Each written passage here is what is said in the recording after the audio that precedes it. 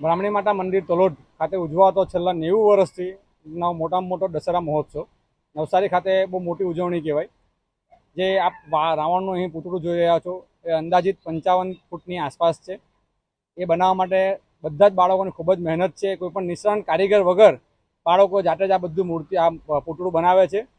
બ્રાહ્મણી માતા મંદિર દશેરાના દિવસે રથયાત્રા નીકળશે અને તેમાં રામ રાવણનો આપણે યુદ્ધ માટે અહીં 4.5 કલાકે પ્રત્યક્ષ રામ રાવણનું યુદ્ધ બતાવવામાં આવશે। રથયાત્રાથી નીકળી રામજી મંદિરથી પરત આવી અને આ કાર્યક્રમ અહીં યોજાશે 5.5 કલાકે દશેરાના દિવસે। તલોદ બ્રાહ્મણી માતા વિકાસ સમિતિ દ્વારા આયોજિત કરવામાં આવે છે। છેલ્લા 90 વર્ષથી આ કાર્યક્રમ ચાલે છે। રાવણ દહનનો કાર્યક્રમ છેલ્લા 90 વર્ષથી એના પૂર્વજનો જે રામુભાઈ પ્રભુભાઈ એના આગેવાની તરફથી આયોજન કરે, ત્યાર પછી એની પેઢી 3 પેઢીથી આ કાર્યક્રમ ચાલે છે ને હાલમાં હવે હરીશભાઈ રામુભાઈ તરફથી આયોજન કરવામાં આવે છે।